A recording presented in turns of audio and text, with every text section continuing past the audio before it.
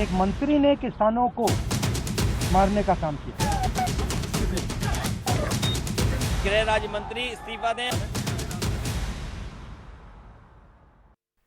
नमस्कार, आप देख रहे हैं देश की बात और मैं हूं नगमा। लखीमपुर खीरी हिंसा के मामले में केंद्रीय गृह राज्य मंत्री अजय मिश्र के बेटे आशीष मिश्र पर अब शिकंजा और कसेगा। इस मामले में एसआईटी ने अपनी रिपोर्ट दे दी है, जिसमें यह कहा गया है कि लखीमपुर खीरी का मामला लापरवाही नहीं, एक जानी बूझी साजिश है, यानी कि एक सुनियोजित साजिश है। एसआईटी ने अदालत में कहा है कि इस कांड में किसानों की हत्या की गई है। एसआईटी चाहती है कि आशीष मिश्र पर कत्ल की कोशिश की धारा लगे। जांच अधिकारी ने अदालत से गुजारिश की है कि अभियुक्तों से लापरवाही से गाड़ी चलाने की दफा हटाकर हत्या का प्रयास और अंग भंग करने की दफाएं बढ़ाई जाएं। विपक्ष लगातार अजय मिश्र का इस्तीफा मांग रहा है। केंद्रीय गृह राज्य मंत्री अजय मिश्र आज अपने बेटे से मिलने के लिए लखीमपुर जेल भी पहुंचे थे। हालांकि वो वहां पर पत्रकारों का सवाल के जवाब नहीं दे रहे थे। सवालों से वो बचते हुए नजर आए। करने गए थे क्या सर? बातचीत हुई गए थे अपने बेटे से मिलने गए। सर क्या बातचीत हुई सर? बातचीत आपको बता दें। अच्छा, मैं उसको ठीक। हमारे साथ इस वक्त जुड़े हैं मेरे सहयोगी कमाल खान।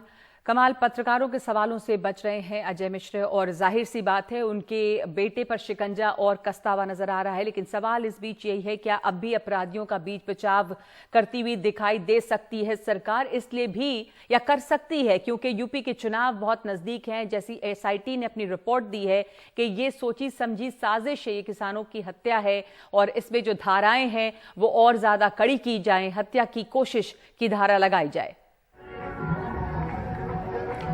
देखिए, ऐसा है कि जो एसआईटी है उसने अदालत से आज दरख्वास्त की कि जो रेकलेस ड्राइविंग की जो दफ़ा लगी थी कि लापरवाही से गाड़ी चला रहे थे जिससे कुछ लोग कुचल गए, ये दफ़ा हटा दी जाए, क्योंकि जो हमारी जांच है, यानी एसआईटी कह रही है कि जो हमारी जांच है उसमें ये साबित हो गया है कि ये पहले से साजिश करके, प्लान करके पहले से किसानों की हत्या की गई है। ये दुर्घटनावश या लापरवाही से गाड़ी चलाने में हुई चीज़ नहीं है।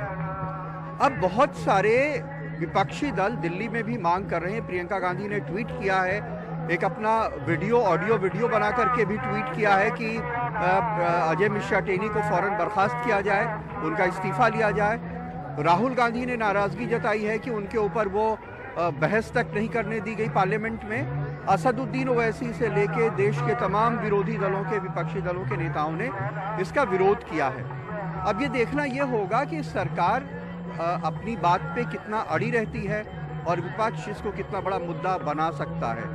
अब किसानों का मुद्दा था जिसमें ऐसा नहीं लगता था कि ये 3 कानून वापस होंगे, लेकिन चुनाव के वक्त में वो आंदोलन इतना बड़ा हुआ कि जब सरकार को लगा कि वेस्टर्न यूपी में और पंजाब में, हरियाणा के कुछ हिस्सों में इसका बुरा असर पड़ेगा, तो उसने कानून को वापस ले लिया। अब देखना पड़ेगा कि ये कितना बड़ा पॉलिटिकल मुद्दा बन पाता है। जी, कांग्रेस ने इस मुद्दे को उठाने की कोशिश की है। प्रियंका गांधी वहां पर गई और राहुल गांधी वहां पर गए। अब ये देखना होगा कि इस चुनाव में क्या असर पड़ता है इसका। शुक्रिया आपका कमाल। गृह राज्य मंत्री अजय मिश्रा के बेटे आशीष मिश्र पे आरोप है, बल्कि अब ये एसआईटी की जांच में साफ हो गया है और कि ये हादसा नहीं साजिश है, जैसा कि एसआईटी की रिपोर्ट है। और कहा जा रहा है कि अभियुक्तों पर हत्या के प्रयास की, यानी हत्या की कोशिश की धाराएं लगाई जाएं और लापरवाही से गाड़ी चलाने का जो मामला था उसकी जो धारा लगी थी वो हटाई जाए।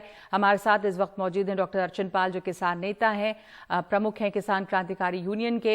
ये एसआईटी की जो रिपोर्ट आई है जिससे ये साफ हुआ है कि ये हादसा नहीं साजिश है, बल्कि एक सुनियोजित हत्या का नाम इसे दिया गया है, उस पर आपकी पहली प्रतिक्रिया, आप इस कैसे देखते हैं? क्या किसान अब माफ कर पाएंगे इस हत्या के लिए इन लोगों को?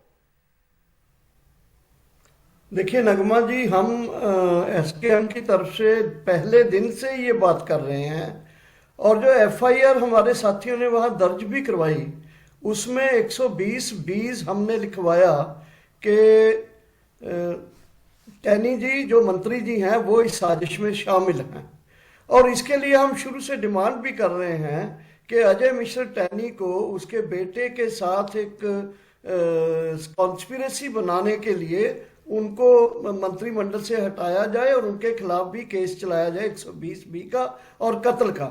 अब हम कोशिश कर रहे थे, बीच में सुप्रीम कोर्ट ने अच्छा संज्ञान लेके जो एसआईटी का गठन किया, उस गठन से हमें भी काफ़ी सहयोग मिला है, काफ़ी सहायता मिली है, क्योंकि हमारे साथी तो वहाँ मौजूद थे जिनकी हत्या हुई और जो जख्मी हुए।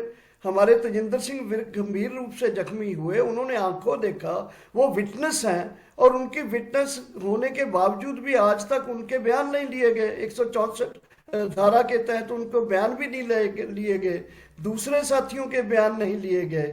इसलिए एसआईटी के मिस्टर दिवाकर ने जो आज कहा है कोर्ट में, सीजेएम की कोर्ट में, कि ये सुनियोजित हत्या है, हत्या की कोशिश है और जानबूझकर ये लोगों को सबक सिखाने के लिए किया गया है, वो एकदम जो हम बोल रहे थे उसको एसआईटी ने साबित कर दिया है। और ये साबित नहीं होता था अगर एसआईटी भी रिकंस्टिट्यूट ना होती तो, तब भी यूपी गवर्नमेंट और उसकी पुलिस ने इसको दबा लेना था। और साथ ही जो आरके जैन जज साहब का जो कमीशन बना, उसका भी एक प्रेशर रहा होगा। सो अभी ये आ गया है कि अब उनको या तो खुद इस्तीफा देना चाहिए आशीष मिश्रा टैनी के पिताजी को, अजय मिश्रा टैनी जी को, या मोदी जी को उनके बाहर निकाल देना चाहिए, क्योंकि पूरी दुनिया अब जान रही है कि 120(b) की कॉन्स्पिरेसी थी। और झूठ बोला उन्होंने कि 1.5 घंटा वो दंगल में थे। अगर वो दंगल में थे वो क्यों नहीं उनकी वीडियो कोई दिखा पाए? वो उल्टा तो बोलते रहे कि वीडियो दिखाइए कोई वहां की वीडियो। अब वहां लोग वीडियो बनाने थोड़ा जा रहे थे, जब लोग मर रहे थे तब वीडियो बनाते हो। वहां तो वो जो दंगल का इतना बड़ा प्रोग्राम हो रहा था पीसफुली, वहां वीडियो क्यों नहीं वो दिखा पाए? सो ये जो चीजें हैं ये दिखाती हैं कि अजय मिश्र टैनी जी दोषी हैं, साजिश के में शामिल है। आप कह रहे हैं कि अब उनके बेटे जो हैं आशीष मिश्रा, उन पर मामला है और धाराएं लगी हैं और एसआईटी कह रही है कि अभियुक्तों पर अब हत्या की कोशिश की धाराएं लगाई जाएं। धारा 307, 326 और धारा 34 लगाने की अर्जी है। पर आप ये कह रहे हैं कि इसमें जो मंत्री हैं अजय मिश्र, उनको भी शामिल किया जाए इस कॉन्स्पिरेसी में, कि उनका भी हाथ है इस षड्यंत्र में? नहीं, हमने जो एफआईआर लिखवाया है उसमें उनका नाम है, मंत्री का नाम है उस एफआईआर में, हमारे साथियों ने लिखा। तो इसलिए जब हमने शुरू से ही वो शंका जाहिर किया, जो अभी स्थापित हो गया है, जो प्रूव होने जा रहा है, एसआईटी की इन्वेस्टिगेशन से प्रूव हो रहा है, तो अब उनको बने रहना ठीक नहीं है। हम एसकेएम में भी कल पंजाब के संगठनों की मीटिंग होगी, इसमें इसका गंभीर नोटिस लेंगे और इसके लिए अगर हमें अब और संघर्ष करना पड़ा वो भी करेंगे। तो ये जो आया है हम वेलकम करते हैं एसकेएम की तरफ से इसको, और लोगों को सतर्क करते हैं। पूरी पॉलिटिकल पार्टीज अपोजिशन से डिमांड करते हैं कि अब इसके ऊपर उनको डट के संघर्ष करना चाहिए, पार्लियामेंट के अंदर भी और पार्लियामेंट के बाहर भी। ये मौका आ गया है जब हमें इसके लिए, इंसाफ के लिए लड़ाई जो है वो जोर से लड़नी होगी, हमारे तमाम देश के लोगों को और राजनीतिक संगठनों को और एसकेएम के अंदर किसान संगठनों को। जी, धन्यवाद आपका दर्शनपाल जी। आप दर्शनपाल जी ये कह रहे हैं कि इन लोगों को शुरू से जिस बात का शक था वही एक तरह से साबित हुआ है। जो एफआईआर इन लोगों ने लिखवाई है उसमें ये लिखा गया था और बल्कि उसमें मंत्री जी का भी नाम है।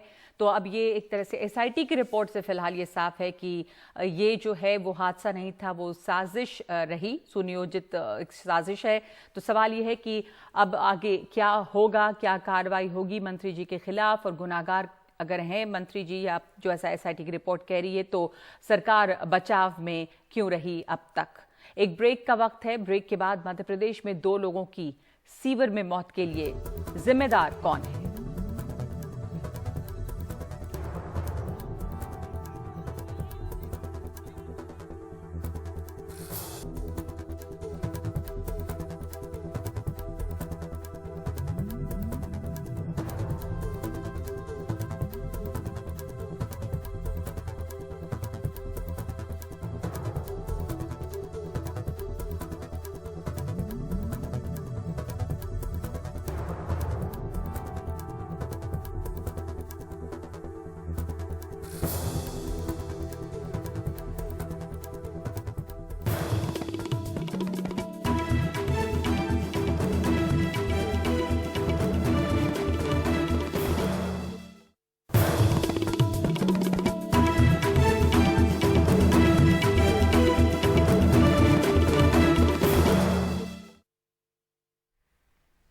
मध्य प्रदेश की राजधानी भोपाल में करीब 20 फीट गहरे सीवेज टैंक में उतरने में 2 लोगों की मौत हो गई है।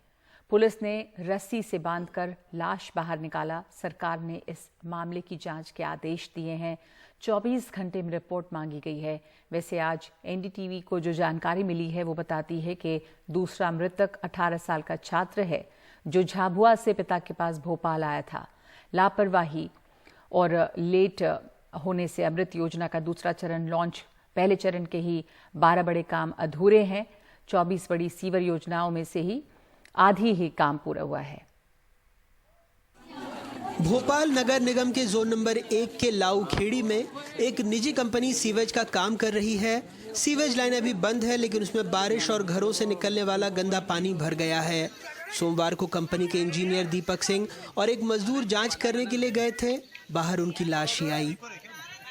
कंपनी के राइट के अंदर जहाँ पेट्रोल काम कर रहा है सूद साहब का वो इंजीनियर है चेक करने के लिए आया। बस पेट्रोल पंप के पास से ही राइट में रास्ता आया, उसके सामने आएंगे वो बताएंगे। इंजीनियर के साथ जिस मजदूर की मौत हुई वो 18 साल का छात्र था, अफसर बनना चाहता था। झाबुआ से कुछ किताबें खरीदने पिता के पास आया। पिता पर बोझ न पड़े इसलिए वो 13 दिसंबर को चेंबर के काम के लिए चला गया।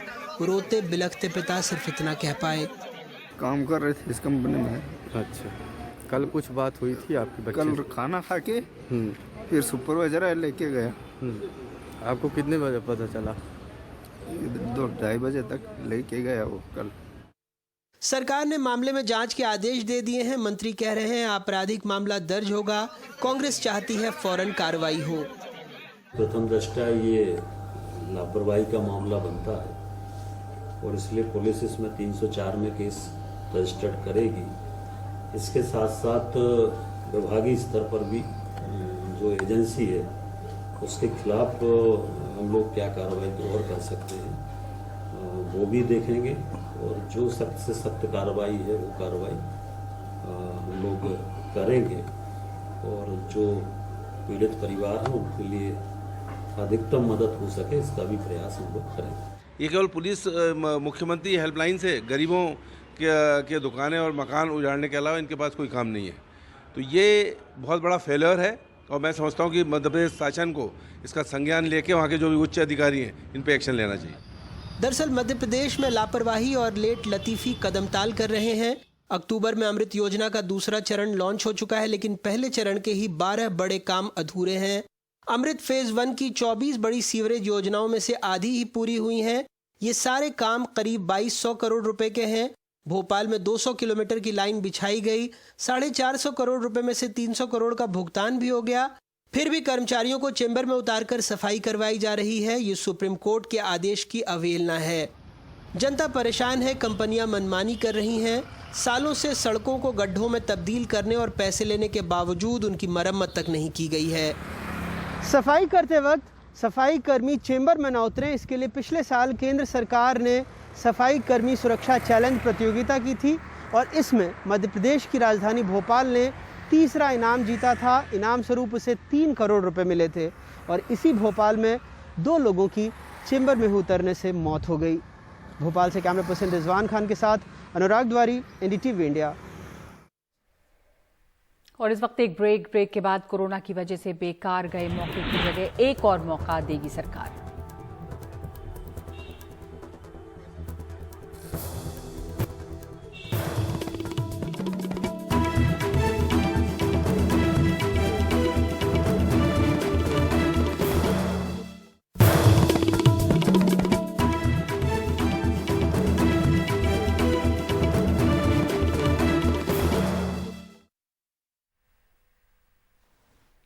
बीते सत्र की अनुशासनहीनता के आरोप में इस सत्र में निलंबित 12 सांसदों के समर्थन में लोकसभा और राज्यसभा के विपक्षी सदस्यों ने गांधी प्रतिमा से लेकर विजय चौक तक जुलूस निकाला।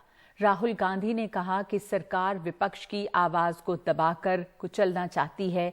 वहीं सरकार ने कहा कि अगर निलंबित सांसद खेद जता दें तो उनका निलंबन वापस होगा।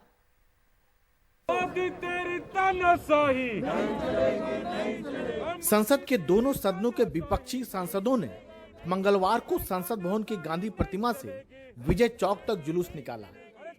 वे 12 सांसदों का निलंबन रद्द करने की मांग कर रहे हैं। कांग्रेस, सपा, राजद, टीएमसी, शिवसेना जैसे विपक्षी सांसद एक साथ सरकार के खिलाफ नजर आए, सरकार के खिलाफ जम के नारे लगाए। जहां भी ऑपोजिशन अपनी आवाज उठाने की कोशिश करती है तो धमकाकर, डराकर उनको सस्पेंड करके सरकार काम करती है। ये लोकतंत्र की हत्या है। पार्लियामेंट हाउस में डिस्कशन होना चाहिए, सब मुद्दों पर डिस्कशन होना चाहिए, मगर जो डिस्कशन हम करना चाहते हैं वो हमें करने नहीं दिया जाता है। विपक्षी पार्टियों का संयुक्त मार्च जो है वो संसद भवन के भीतर से निकलता हुआ बाहर विजय चौक की तरफ आता हुआ हमारे कैमरा सहयोगी प्रेम सिंह आपको दिखाएंगे कि किस तरीके से तमाम जो सांसद हैं अलग अलग विपक्षी दलों के वो साथ चलते हुए आ रहे हैं। तो ये तमाम जो नेता हैं वो विजय चौक पर पहुंचकर यहाँ पे प्रेस कॉन्फ्रेंस को संबोधित करने का उनका जो ये फैसला है वो इस वजह से है ताकि अपनी बात को जो संसद में नहीं रख पा रहे वो संसद के बाहर मीडिया के जरिए लोगों तक पहुंचाए। सांसदों की नाराजगी इस बात से भी है कि सांसद 1 दिसंबर से गांधी प्रतिमा पर धरने पर बैठे हैं, लेकिन सरकार इनकी बात सुनने को तैयार नहीं है। Thank you sir. The recent सांसदों के निलंबन का मुद्दा लोकसभा राज्यसभा दोनों में उठा। अब तो बाकी बचे सांसदों ने प्ले कार्ड दिखा के कहा कि हमें भी निलंबित करो। मैंने मांग की है, हम सबको निलंबित करिए, सस्पेंड कर दीजिए। सरकार अब कह रही है कि अगर वो खेद भी जता दे तो इनका निलंबन वापस हो सकता है। सस्पेंड मार्शल पे हल्ला हुआ, सस्पेंड टेबल पे नाचने के लिए हुआ, सस्पेंड जो टीवी स्क्रीन उठा के फेंकने के लिए सस्पेंशन हुआ है। बुक हमारे ऊपर भी फेंका, चेयरमैन के ऊपर, चेयर पे ऊपर भी फेंका। इसके लिए सस्पेंशन है, इसके लिए पश्चाताप व्यक्त करना जरूरी है। ये बार बार माफी का राग अलापना आप बंद ही कर दें, क्योंकि हमने भी स्पष्ट शब्दों में कह दिया है ये होने से रहा। ये बार डेस्परेटली बार जनता के सामने रख रहे हैं कि हम तो कह रहे हैं माफी मांग लो, माफी मांग लो, क्योंकि देश की जनता भी समझ रही है कि जो काम किया है वो असंवैधानिक है और प्रजातंत्र के उसूलों के खिलाफ है। विपक्ष का आरोप है कि उसकी आवाज को सरकार लगातार दबा रही है। सरकार खेद जताए जाने की मांग पर क्यों अड़ी हुई है? विपक्ष खेद न जताए जाने की मांग पर क्यों अड़ा हुआ है? आखिर दोनों लोकतंत्र की दुहाई दे रहे हैं। साफ है, लड़ाई संसद की मर्यादा की नहीं बल्कि सरकार की नाक की लड़ाई बन चुकी है। नई दिल्ली से उमाशंकर सिंह के साथ राजीव रंजन, एनडीटीवी इंडिया। संघ लोक सेवा आयोग यानी यूपीएससी की सिविल सेवा परीक्षा के उम्मीदवार एक अतिरिक्त प्रयास की मांग करते हुए दिल्ली के जंतर मंतर पर हड़ताल पर बैठ गए हैं। ये वो छात्र हैं जिनका 2020-21 में यूपीएससी की परीक्षा में बैठने का आखिरी अवसर था, लेकिन कोविड संक्रमित होने के चलते या तो ये परीक्षा नहीं दे पाए या फिर ये तैयारी नहीं कर पाए। हमारे सहयोगी सौरभ शुक्ला की ये रिपोर्ट।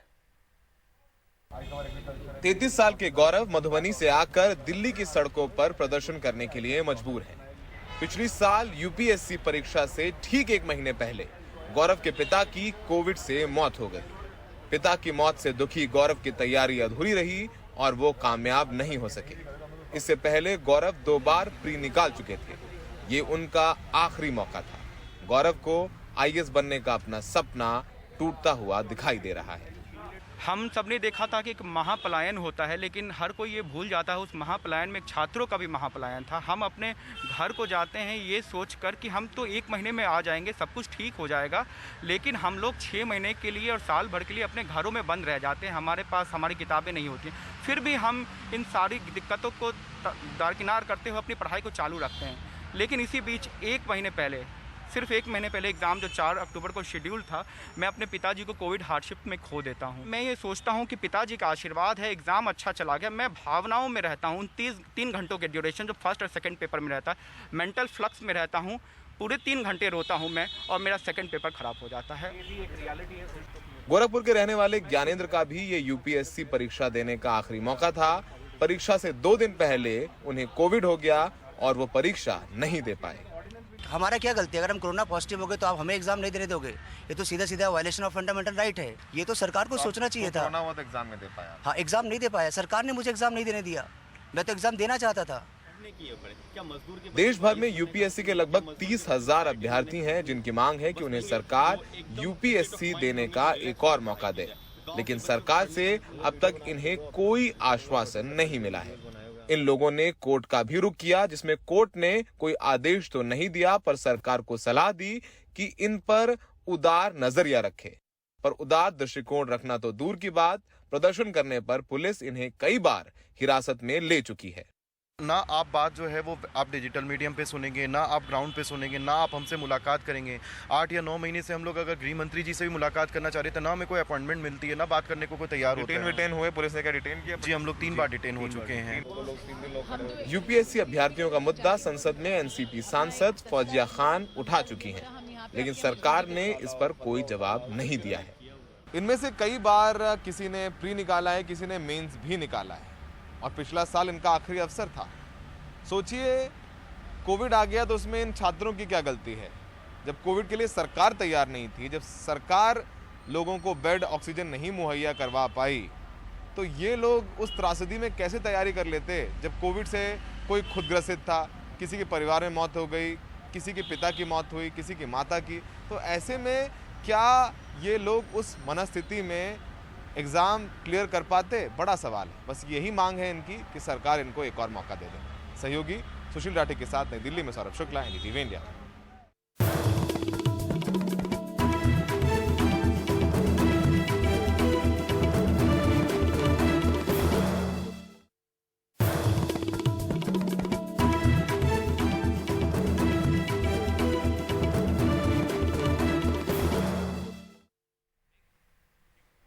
और इस वक्त खबर आ रही है कि सोनिया गांधी के घर विपक्ष के नेताओं की एक बैठक हुई है और विपक्ष के जो नेता मिले हैं उसमें शायद एनसीपी के नेता शामिल हैं, डीएमके और शिवसेना के नेता भी शामिल हैं।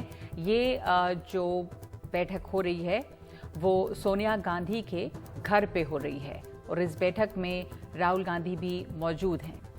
उमा शंकर सिंह हमारे साथ हैं इस वक्त फोन लाइन पे। कुछ तस्वीरें आप देख रहे हैं नेताओं के वहां से शायद निकलते हुए, विपक्ष के नेताओं की वहां मुलाकात हुई है और किस तरह की रणनीति या क्या इसका मुद्दा रहा ये जो बैठक हुई है इसके बारे में और क्या जानकारी आई है? उमा ये देखिए नगमा, ये जो बैठक है इसमें शरद पवार भी शामिल हुए हैं, शिवसेना के संजय राउत भी, टीआर बालू, सीताराम येचुरी, फारूक अब्दुल्ला और राहुल गांधी। इस बैठक का जो मकसद है वो ये बताया गया है कि जो 12 राज्यसभा के सांसदों का निलंबन हुआ है उसकी वापसी को लेकर जो सरकार तैयार नहीं है या जो चेयरमैन राज्यसभा के हैं वो तैयार नहीं है, तो उसको लेकर क्या रणनीति बनाई जाए। जो जानकारी निकलकर सामने आई उसके मुताबिक ये कि शरद पवार जो कि एक बहुत ही सीनियर लीडर हैं, उनका अपना एक से है और अक्रॉस द पार्टी लाइन उनकी बात सुनी जाती है। उनको इस बात के लिए अधिकृत किया गया है कि वो राज्यसभा के जो चेयरमैन हैं उनसे बात करें और 12 सांसदों के निलंबन की जो वापसी है उसके सिलसिले में उनसे अनुरोध करें। तो हमने देखा है कि लगातार किस तरह से विपक्षी पार्टियां एकजुट होकर 12 सांसदों के निलंबन की वापसी के लिए लगातार प्रदर्शन कर रहे हैं। आज भी विजय चौक पे तमाम पार्टियां संसद के अंदर से चलकर आई और उन्होंने मार्च किया और साथ में प्रेस कॉन्फ्रेंस किया जिसमें सबों ने एक सुर में ये बात की कि 12 सांसदों का जो निलंबन है वापस लिया जाए। और इस मार्च में और इस प्रेस कॉन्फ्रेंस में टीएमसी भी शामिल रही जो कि पहले एक अलग राह लेती नजर आ रही थी। तो तमाम विपक्षी पार्टियां एकजुट होकर एक दबाव बनाना चाहती है सरकार पर कि वो निलंबन की प्रक्रिया, निलंबन की जो है स्थिति है उसको वापस करे। नगमा जी धन्यवाद। ये तमाम लोग सोनिया गांधी के घर पे मिले हैं और वहां से विपक्ष के नेता निकल रहे हैं। जो तस्वीरें आप देख रहे हैं इस वक्त रणनीति बनाने के लिए एक बैठक हुई है जिसमें कि शरद पवार भी शामिल हुए हैं। इसके अलावा वहां पे मौजूद रहे डीएमके के नेता, शिवसेना के नेता। इस बैठक में राहुल गांधी भी मौजूद रहे और सोनिया गांधी के घर पर ये बैठक हुई है विपक्ष की।